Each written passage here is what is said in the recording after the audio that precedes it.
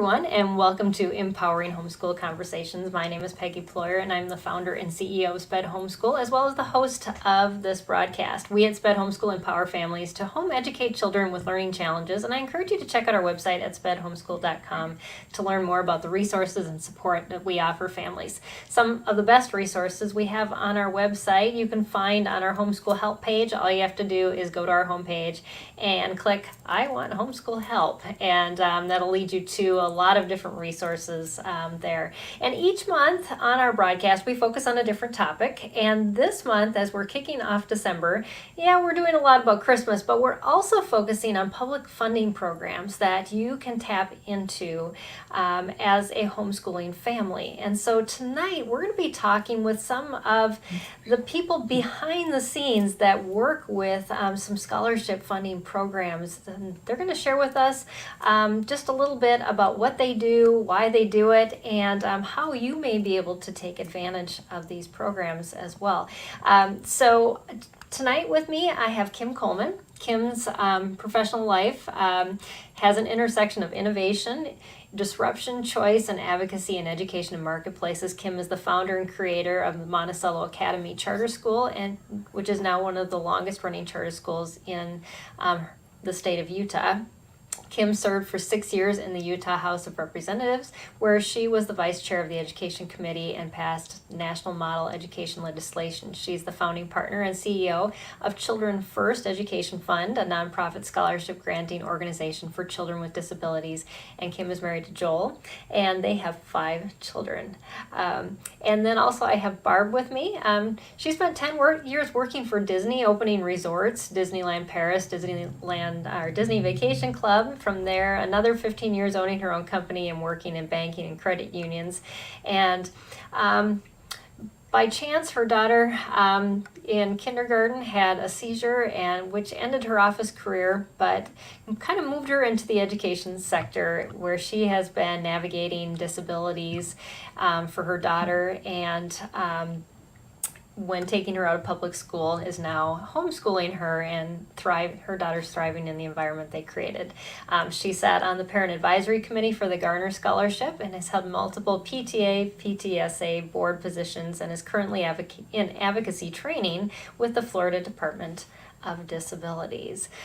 Welcome, ladies. And we also have another guest who might be showing up with us. If she does come, I'll read her bio as well. But wow, that was a mouthful. You two ladies have been busy. I'm super excited to have you with us tonight.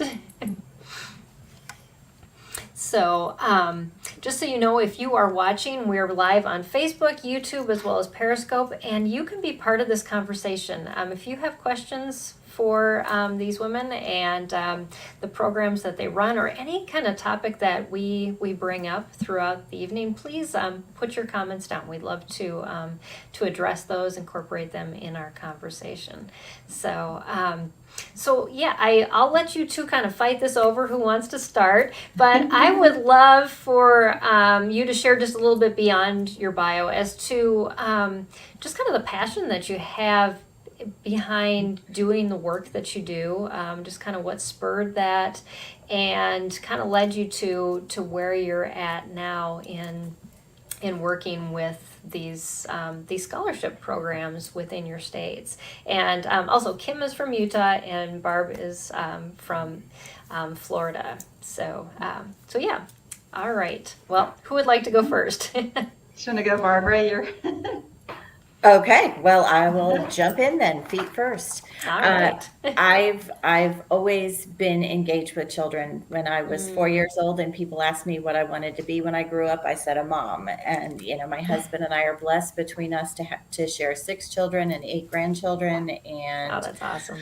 it's been a wonderful journey. I've always, tried to have the best toys in my house so the kids would come play in my house so that I would know what the kids were up to and what kind of friends my children had. Uh-huh. And, when my daughter started having seizures, and that just became the beginning of a unique abilities journey for us, I took her out of public school and I started homeschooling her. Florida is a very big school choice state. We have a variety of scholarships, everything from a bullying scholarship, a reading scholarship. We currently have 2 special needs scholarships that are in the process of being merged. One of them was the McKay Scholarship, which handled children that had been in a public school setting and were now heading off to a private school. And then we had what is formerly the Gardner Scholarship that helped children both with private school tuition, but also operates as an educational savings account for students. And there was no requirement for them having attended public school, and it also works for homeschooling. So some of the things that our students can be reimbursed for are tutors, technology, therapies like ABA, music therapy, equine therapy, OT, PT, speech, books, sensory toys and tools, just about anything that you can think of that would work in a homeschool environment to help your child learn a concept. If you can show the educational relevance, then chances are you can have it reimbursed. Right. So yeah, and we'll go into a little bit more specifics of each of these scholarships too. But that's a really good overview of just the broadness of the scholarship opportunities. It's really exciting, and it's wonderful to be able to give your children more choice than they would have had otherwise. Right. Yeah, that's awesome. Well, thanks, Barbara. Okay, so Kim, it's your turn. So I wanted Barbara to go first because Florida is what Utah wants to be when we grow up, and where I'm hoping we get, and that we really get to borrow from the experience of people who have gone before us and kind of stand on your shoulders and some of the pioneers in this area. This is brand new for us. We have in Utah, we have had a scholarship for children with disabilities that has been publicly funded, publicly managed. And the legislature just decided last year to implement this year for the first time a tax credit scholarship for students with disabilities as well. I think that our objective is to also eventually merge those two programs, take it out of the hands of state management, and really kind of put this on the private sector. And it's just so exciting to me to be in this space as kind of a first in Utah. It's sort of that mix of daunting and exciting at the same time. I did found a charter school in Utah, is one of the oldest, longest running charter schools. So we were kind of early in that space as well. So I kind of really like to be able to enter new space and try to be pioneers in our state. But really excited to hear from other folks tonight, myself, who have all this experience. And there's so many students in our state that could benefit from this scholarship. We are just getting the word out. And when people learn, they're excited, but there's so many people that still need to hear about this. So thanks for the opportunity to join you tonight. So this gives us an opportunity to share with other people. And when they hear about what's gone on in other states, I think that provides context for our parents, because they're hearing it for the first time, saying, well, we can do what, you do what. But I love that they can get the context of a couple other states and learn from each other. So. Right, yeah. And I'd hope to have Ohio with us. I called their office, I messaged them, got no response, but they have some great scholarships in Ohio as well. And Arizona, we're supposed to have somebody on with us, but they have a really good ESA scholarship opportunity as well for homeschool parents. And I know there are other states. In general, is it pretty easy to just look at ESA and the state name to be able to Google something and find like your organizations in your states? Or are there places like on like the education website in your state where you would find information on these scholarships? What would be the best route if parents were wondering, does my state have one of these programs? In Florida, a simple Google search for educational scholarships will direct you to our primary SFO or scholarship funding organization is Step Up for Students. Mm-hmm. And then there's a secondary one called AAA Foundation. Yes. And those are the two primary organizations. Currently, McKay is still operated under the Department of Education, but that will roll in as of next July 1st. So they will be considered one scholarship, and the two SFOs will handle all the applications as well as all the disbursements of funds. Okay. And so for parents who don't understand what an SFO is, what does that mean? That is a scholarship funding organization. They are a company contracted that is contracted by the state to manage the scholarships and their accounts. Okay, awesome. And then what about you, Kim? So in Utah, the term is SGO, Scholarship Granting Organization, same thing. Oh, okay. Mm-hmm. And we're the only one right now in the inaugural year. So I know other states have multiple SGOs, SFOs, all different names out there, but we kind of all do the same thing. You can find us if you Google those search terms, but it does take a while to kind of create the ecosystem, to create the market. Right. And again, parents may have to search a little bit to find us, because we are just that new. We really became fully operational this summer, kind of late spring, early summer. Yeah. And if one were to go on the state website and look for scholarships, the previous scholarship I mentioned, it's called Carson Smith Scholarship. They'll find all kinds of information on that, but the state won't haven't or won't put us on there, even though this is a legislatively created program. It is considered a state program, but it just takes a while. So we're really trying to be in the social media a lot. We've done mass marketing. We've done kind of the morning variety, morning shows, and just so we're working hard to get the word out. And but a lot of Facebook groups, we're finding literally hundreds of Facebook groups that are homeschool oriented, supports for families with a child with disabilities. So we're just trying to tap every network we can find. Yes, exactly. I know, and just creating this organization, we started in 2017, and it's been grassroots, and it just takes a while for people to go, oh, that's what you do, and kind of wrap their head around this, oh, I guess I need you.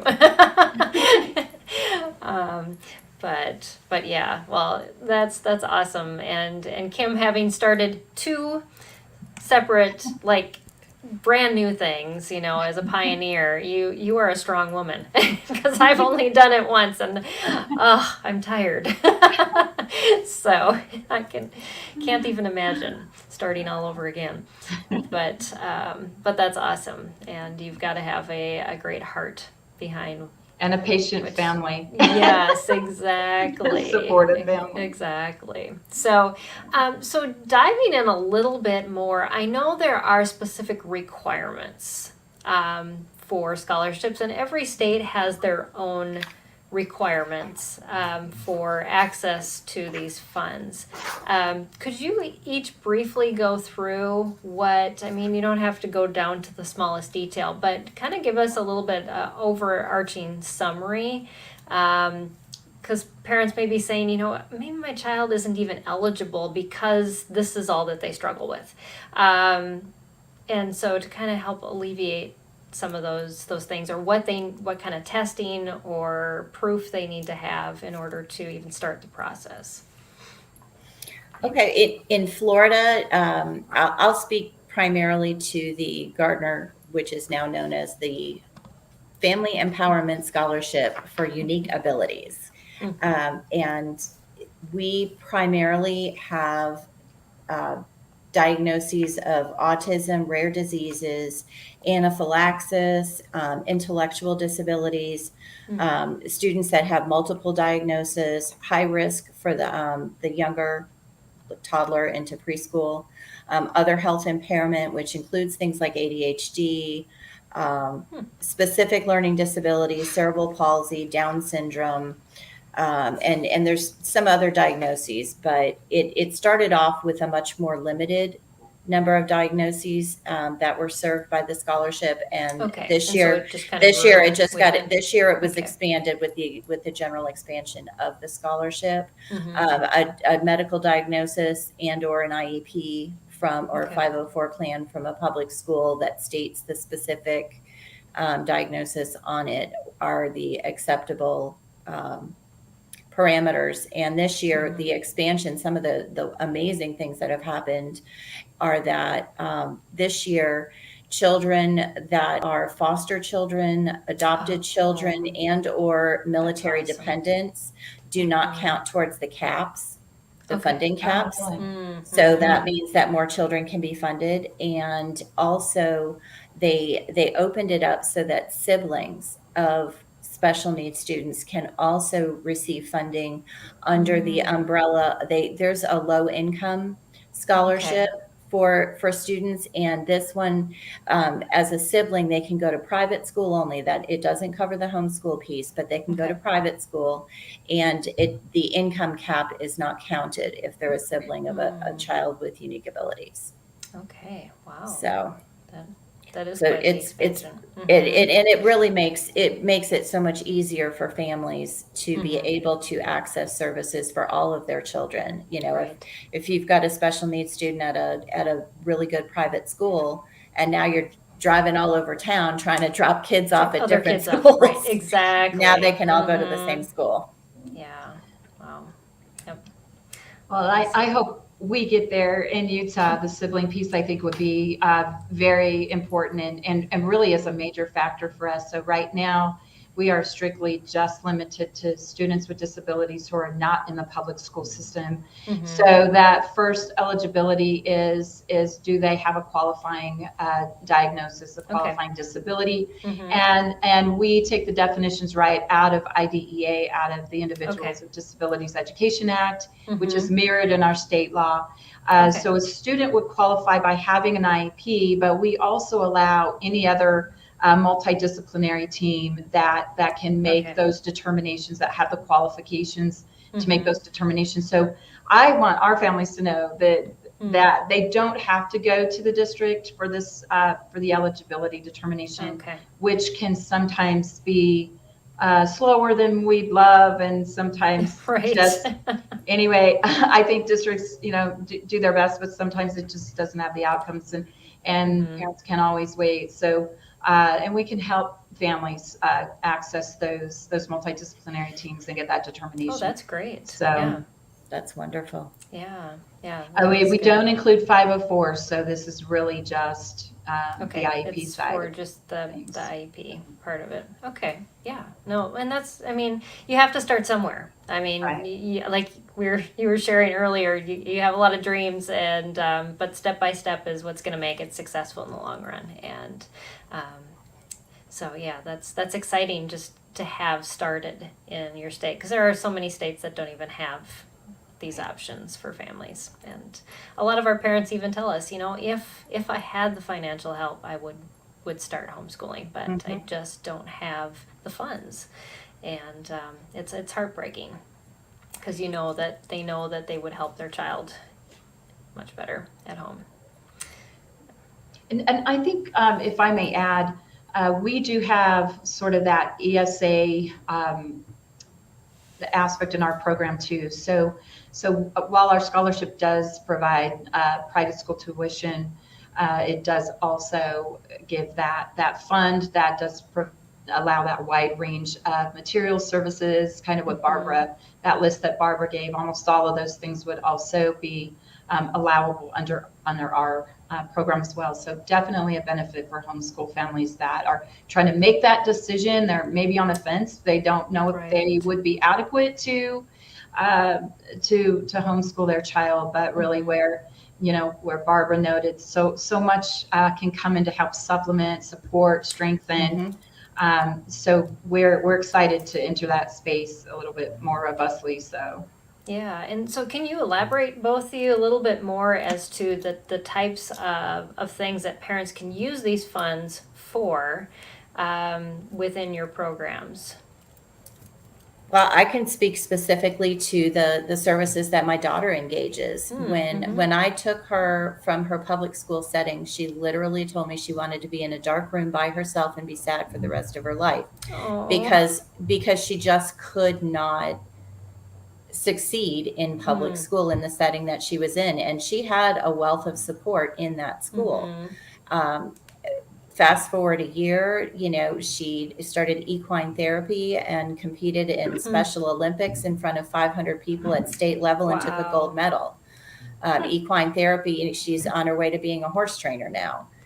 So she has tutors, she does theater dance, she does any curriculum or widgets or sensory, when we're doing math and that's a stressful thing for her, she's got the slime going and the little punchy things going, and right. And a lot of times working with her, it's easier to ask questions through a third party, if you will. So she'll bring a toy or a doll or whatever to the table, and those are her communicators, and so those are covered. So it's big things and little things. It's full-time ABA therapy. It's occupational therapy, and music there. She has a music therapist that comes and works with her, and it's kind of a combination of a therapeutic intervention and a music class. So she gets everything that she needs to learn the way that she learns. So, she may never sit down and take an SAT exam, but she can tell you what's important about the Constitution and why it's important that we have laws and rules and who makes those laws and rules. And she just finished drafting a bill and presenting it to legislators, asking that they make a law that says everybody can have chocolate cake every day. Love that. So we have a variety of things that are available. There's a handbook that parents receive when they're once they're accepted into the scholarship, and that gives the pre-approved items. And then if there's something that's unique, that, like, for example, and this is kind of silly, but a couple years ago we were learning fractions, and so I wanted 4 sets of color-coded measuring cups and spoons, because we do a lot of cooking and baking in our house, and she understood the measurements, but on paper she didn't understand. And so by taking the measuring cups and spoons to the table, I was able to give her the visual aid that she needed to learn fractions. That's awesome. So then you just I put in a pre-approval request. I say what I want to use it for and what the expected outcome is, and then they either approve or deny it. Awesome. That's great. And so you can be super creative. Exactly. and we customize it specifically to your student. Exactly. That's awesome. And ours operates fairly similarly. Our scholarship allows the private school tuition on the private school side, but for homeschool families, textbooks, curriculum, other instructional materials. Did I lose you? Oh, no, we're still here. Oh, we're here. Okay. Other instructional materials, therapies, things like that. So it is, again, it's a broad range. Awesome. Yeah. And it seems like that's a lot of what our parents are looking for anyways. When they come in, they're like, mostly it's just therapy, because a lot of times they have the option of putting their kids, like that dual enrollment, like a lot of states do, and taking their child to the school to get therapy, but the therapy isn't always the same as you would get through a private therapist. And but there's a limited amount of therapy that schools offer, like equine therapy. There aren't very many schools that offer that. No. So, but if it's something that's going to really resonate with your student, this is another opportunity that homeschooling would allow them to have a more customized approach to their schooling. And we're kind of just getting started looking at that whole world of opportunities. So I'm going to lean on Barbara after this call, and because we really, our law does allow pretty broad flexibility, and we want to provide that for families for that customizability. And and that's just how it should be. I was Yeah. completely shocked when I found out that equine therapy. I didn't even know that it was a thing. I knew that you could go and Oh, yeah. you know that you can take horseback riding lessons as a PE course, but equine therapy as a therapeutic intervention, I knew nothing about that. And the place where my daughter goes, they also work with returning soldiers that have PTSD, and a lot of instances, health insurance covers it now because they see the value. Right. I've heard amazing stories from parents and some of these alternative therapies that are offered, and how successful they are. It's really finding, what lights a fire in your student, and then, being able to pursue it, which courtesy of these scholarships and homeschooling, we're able to do. Right. Yeah, it's that partnership there. And yeah, I know a lot of parents are, it's really hard because that usually, even if you have private insurance, a lot of times therapies are cut from the time the student becomes school age until they are 18 when they're out of school. And then it goes, goes back into effect when you're an adult, I guess, expecting that the school is going to fill that void. But the school therapies are so limited. So, Or there's, in Florida, a lot of our like employer-based insurances, there's a $40 to $60 copay for each insurance. Oh, wow. So, Yeah. we looked at, doing services outside for our daughter, and it, $400 a week for OT, PT, and speech. Right. That's pretty pricey. Right. You'd be working full-time and homeschooling. So, yes. And Barbara, I think you mentioned what the range of your scholarship awards are. Could you share that again? Absolutely. Our average award amount is roughly $10,000 per year. What's the upper range of that? The upper range is 18 to 20,000, maybe a little bit more. Ours are based on IEP matrix scores. And so a student with a 254 or 255 that generally has complex medical and learning needs, that, if you just visualize a student in a public school setting, they probably have a need for a nurse to be in that school to provide medical care during the day. They probably have an aide. They probably have, communication devices, perhaps wheelchairs, some mobility devices. They need specialized transportation to and from school. Those kinds of students would be in the upper end of the matrix score and therefore receive more funding. Okay. Is there a way for a parent to be able to kind of figure out what the matrix score would be for their student as they're getting started, or that's just something they do with the... There are Google searches that you can do that provide basically what accommodations are, for certain diagnoses. Okay. You can request one through the public school district, and they are obviously required by law to provide that evaluation. However, to be completely fair, it's very difficult for them to give an accurate evaluation of a student in a public, because they're not in a public school classroom. Right. Such a huge piece of the IEP process is classroom observation. It is. If they don't go to school, they can't, and it's difficult. There are some districts in Florida that will allow the parent and or tutors or therapists to step in and give their evaluations from the perspective of the teacher. But there are some that just don't. Right. Yeah. Yeah. And then ours are income-based, so sliding scale. Okay. So we start at the lower end of 3,800 to about 9,700 for our lowest income families. Okay. And again, performing like an education scholarship account really just gives that parent that full range of options. So we're, again, just starting, but we'd love to be where Florida is one day. Oh, but that's a huge help. I mean, a lot of parents will, function on a couple $1,000 for a student when they're homeschooling, and or less, depending on how resourceful they are. and to be fair, the McKay Scholarship started many years ago, and the Gardner Scholarship's been around since 2014. So we're getting close to 10 years with, an educational savings account scholarship program. So it's, it's had its opportunity to grow. And you have stories. You have families that have shown progress, and that continues to snowball and to get supporters, and then of course can increase the amount that the legislation offers to those.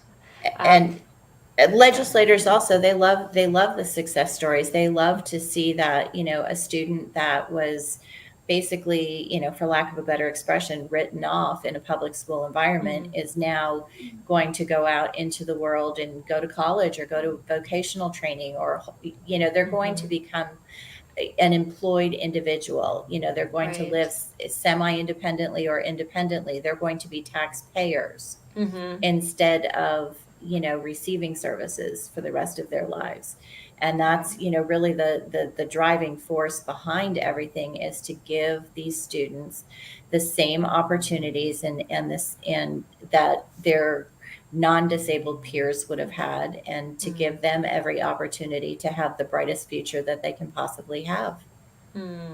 Yeah. So in that, I'm assuming that there is some reporting on the parent side that needs to be done throughout this process. What does that involve in each of your scholarships, from the parent perspective? Well, we complete our application to begin with, and we have to prove our residency and those kinds of things, because funding is also determined by county.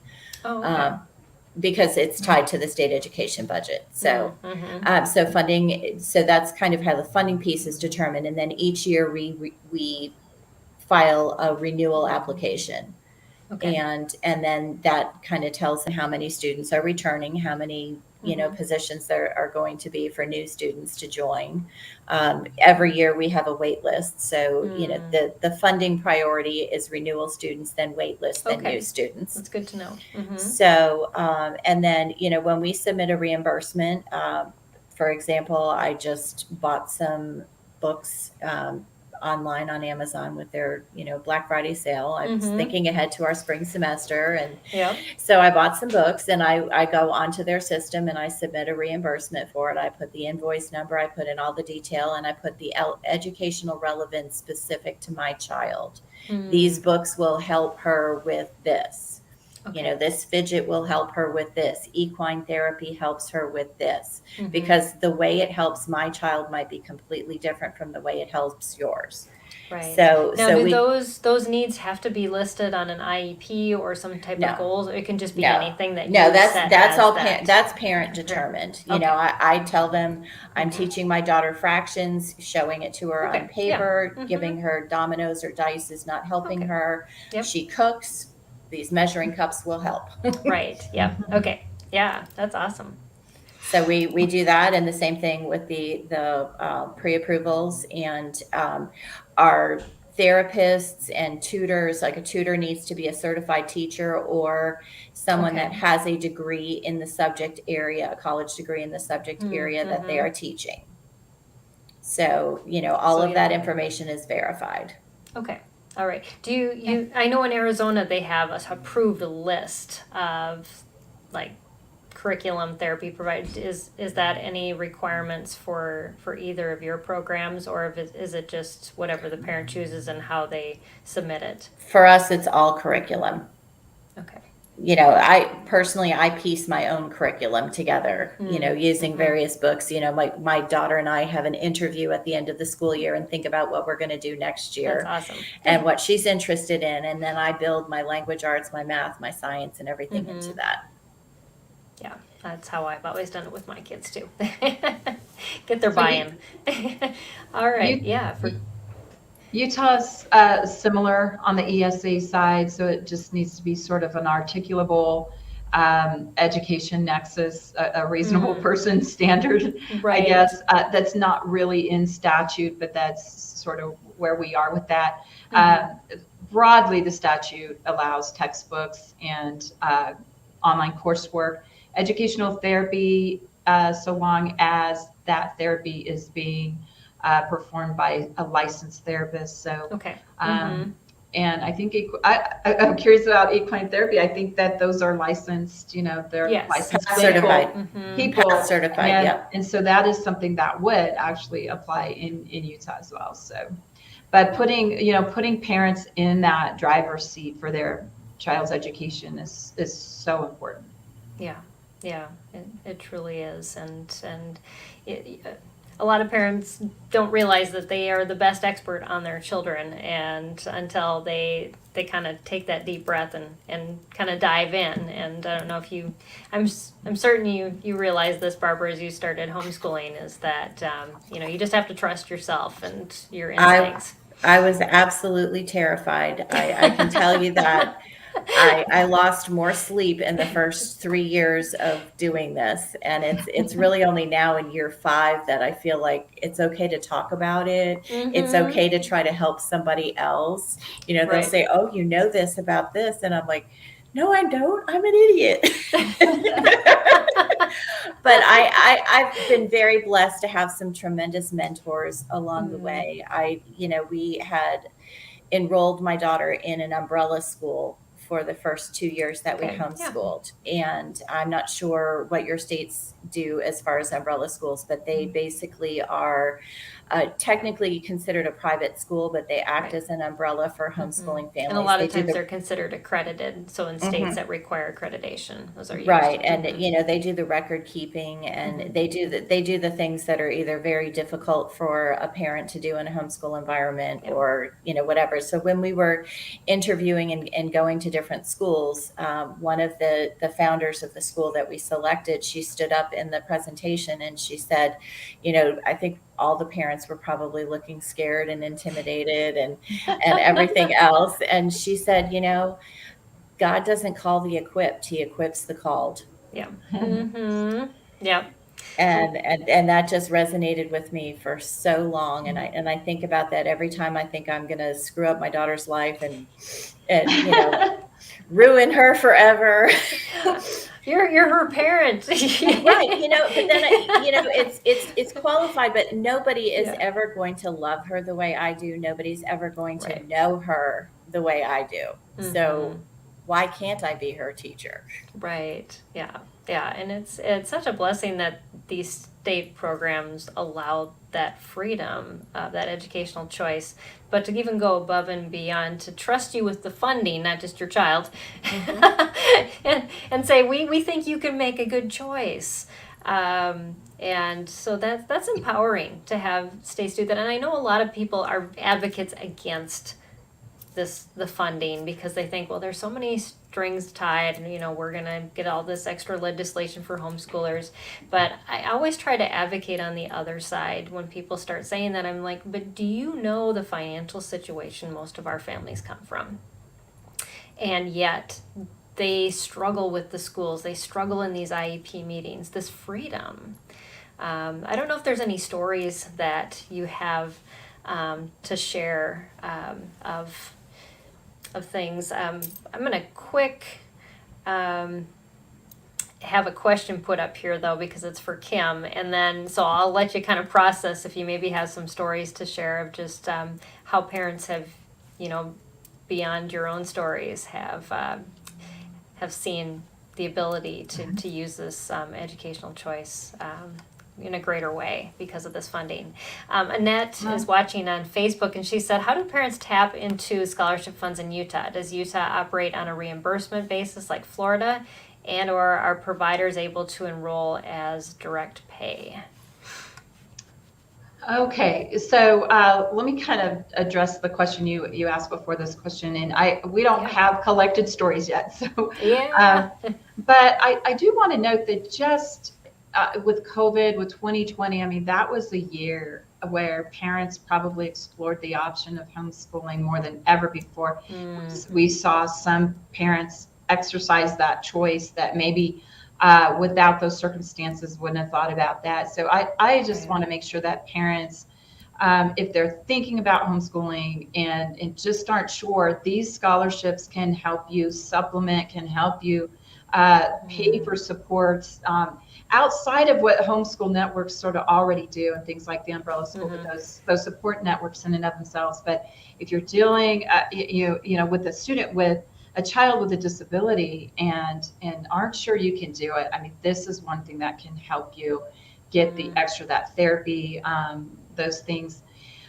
So with Utah, we do have, we're setting up a system of the ESA, a vendor that will allow you to basically use an account similar to your health HSA, where there are allowable uses for those funds, and we kind of set up the guardrails where you can kind of spend fairly freely within those parameters, and anything that we need to discern individually, we can do that. But I think, Peggy, if you're going to throw up our websites or anything, mine's right here.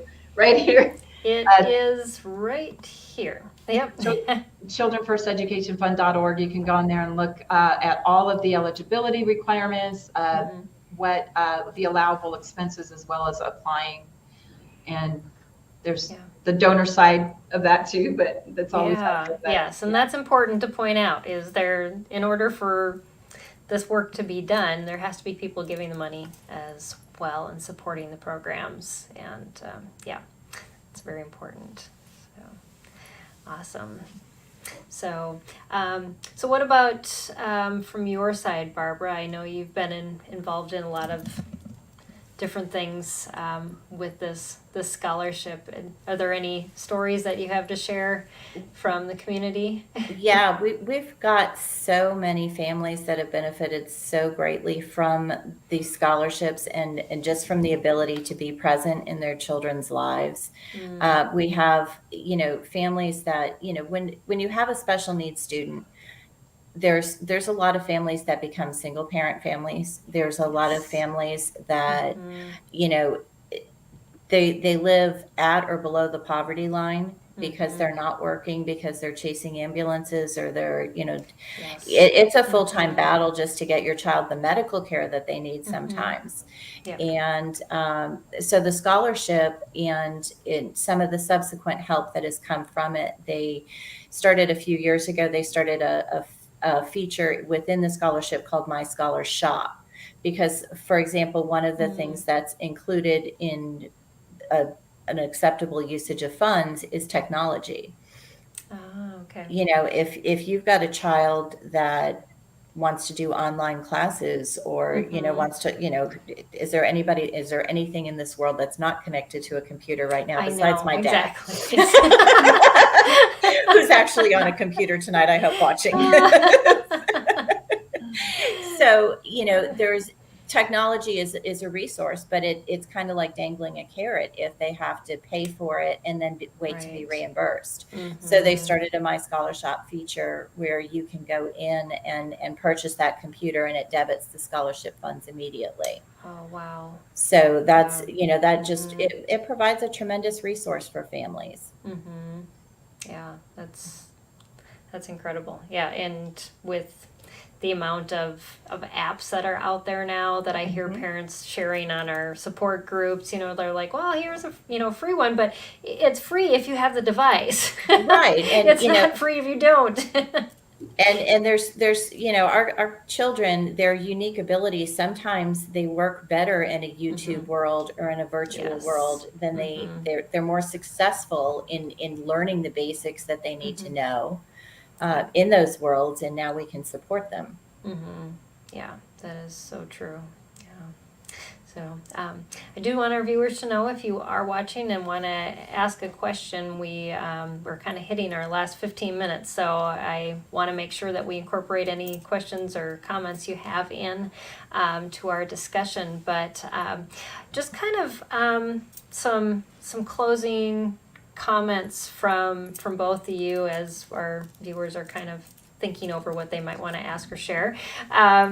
From just information that you just want to make sure people know about, I have your websites up again. I'd love to share those again, and I will include those in the Facebook description, or not the Facebook, the YouTube description will have all of these links in there, how you can find more information about all of these programs, and I'll include Arizona's information, even though they were unable to come to tonight's discussion, and so hopefully you can find out some information there too.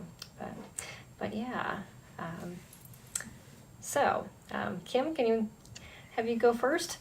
Yeah, you bet. So again, just getting the word out. So if you are watching this, please share with families. We all know a family who is raising a child with disabilities. We know lots of homeschool families, and when those two come together, this is a program that can really benefit. I just want everybody's help in spreading the word, and we have a lot of scholarships still available this year. So please go to our website and go to childrenfirsteducationfund.org. Look at those eligibility requirements, apply, give us a call. We want to answer your questions. But please, I think the thing that we need the most right now is just for people of Utah to even know that this exists. And I think, I don't know if you wake up as a parent in Florida and Arizona and you just know these options are out there, people still don't always know about this one. And also as we've listened to Barbara and all the options out there in Florida, and again, we want to be Florida when we grow up. Advocate if you're a homeschooling family, and it's not that you have a child with a disability, but growing this program, expanding this program to help all kinds of homeschool students, step up and advocate through the policymaking process, through the legislative process, to make the current program that we have better and make it bigger, and to benefit more students across the state. So that's kind of our Christmas wish, and to be like Florida. Yes. Well, that's an encouragement. I want to encourage the audience too. I know we have a lot of podcast listeners to these broadcasts, and so even if maybe you don't even live in Utah, I want to encourage you to go into your Facebook groups that have special needs parents. Maybe they don't even homeschool, and say, do you know about this? Because maybe they're sitting on the fence going, I would love to homeschool, but I just don't think we can do it financially. And here is this opportunity for them to have that financial ability to homeschool and to make that choice. And you could be answering that question for them today. So share that information out there. And just like Kim said, maybe you don't even live in Utah. Maybe you live in another state that doesn't even have this funding. Maybe you're being called to start some legislation to start a program like this in your state. This can help a lot of families, and it actually makes our goal as SPED Homeschool, our underlying goal is that homeschooling is the most viable option for parents who have special needs children, because we do know it is the best option, the most flexible option. Exactly. But it's not always the most viable option for the families that really want to do it, and so that's why we exist as a nonprofit. So Barb, what about from you? Well, I'm very happy to live in Florida. Yes. We've got some hiccups with our scholarship programs because of the expansion, and I guess the caution that I would throw out there is slow growth, measured growth. Don't do an overnight explosion, and unless you know that you have all the infrastructure in place. Right. Because the last thing you want to do is let down a family that desperately needs the funding to educate their child. However, this has been the greatest blessing that we could have ever had for our daughter, and we'll shout it from the rooftops that educational choice and these education savings accounts are just a great gift. Yeah, that's amazing. And the two websites that Barbara shared with me that's Utah. We've got the Family Empowerment Scholarship. It's stepupforstudents.org. And then the AAA Foundation, it's AAAscholarships.org. Awesome. And my son just moved to Florida, so who knows? If he ends up getting married there and having kids, he may be accessing that. Since he's on the spectrum, and it can usually keeps up in families. All right. As I know, as I'm on the spectrum too. So, but yeah, it's great that these opportunities are available and that they just continue to bless families year after year. And it's because of the work of people like Barbara and Kim and so many others that are making sure that these programs are healthy and growing. And I just want to commend both of you for the work that you do and for the heart and the soul that you put into it, because I do know it's a passion. It's not always financially rewarding. So thank you for investing your lives into the future of many children. Yeah, all right. Well, we don't have any other comments or questions from our audience. They're being awfully quiet tonight. So, but hopefully they're absorbing all of this information. And I do want to share the Arizona information, even though our representative wasn't able to come. It's the Empowerment Scholarship account. And if you go to azed.gov/ESA,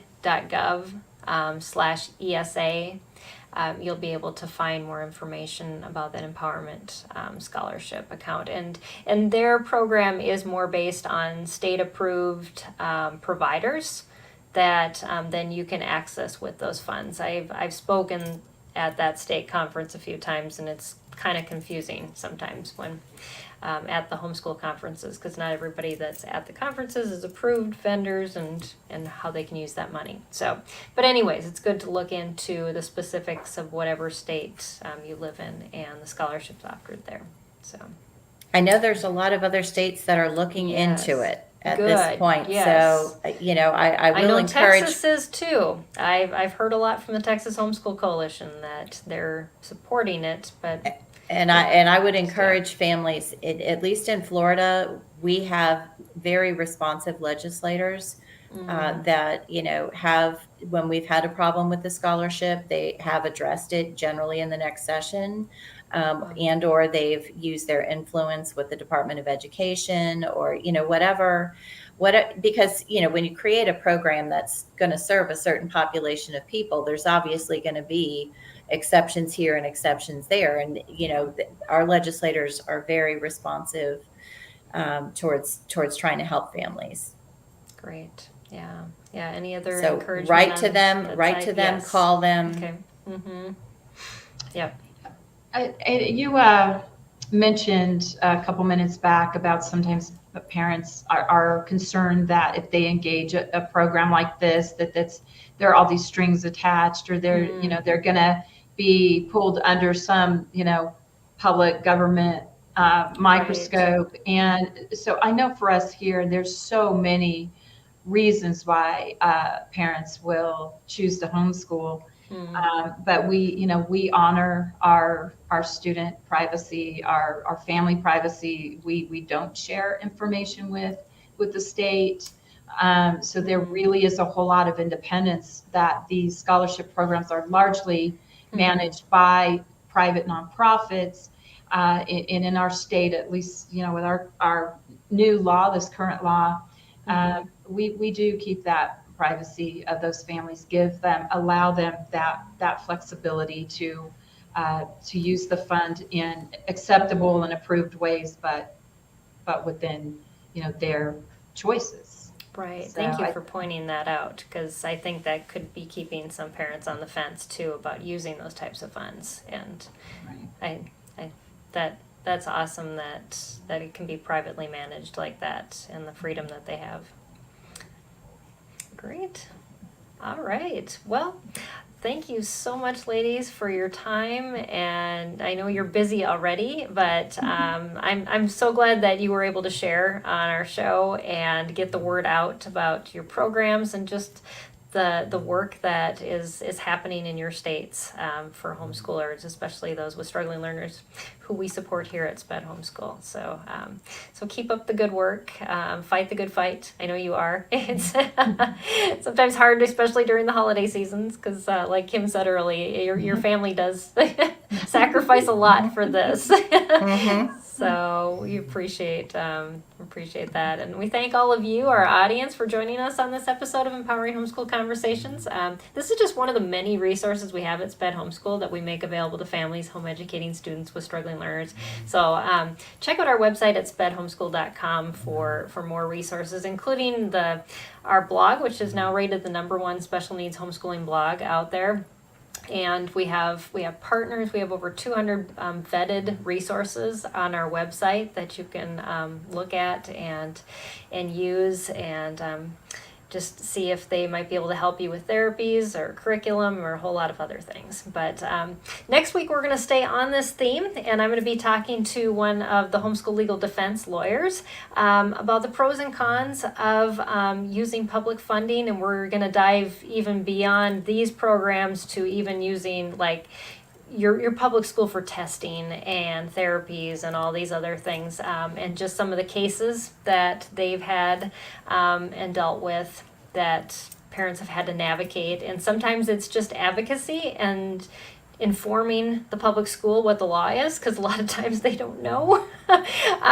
And so we're going to be talking about that next week. So I hope you join me back again for that conversation. And also, we are at our year-end giving campaign here at SPED Homeschool, and we have a button on the home page of our website that's to join our mission. And if you do that, any size tax deductible donation that you offer, you get our SPED Homeschool 2021 holiday do and do not list, which is really important, that do not part for you special needs parents. So we crafted that specifically for you as a thank you gift for your donation as we round out this year. So so thanks for supporting our work, and especially for just being part of our community. And thank you, ladies, again.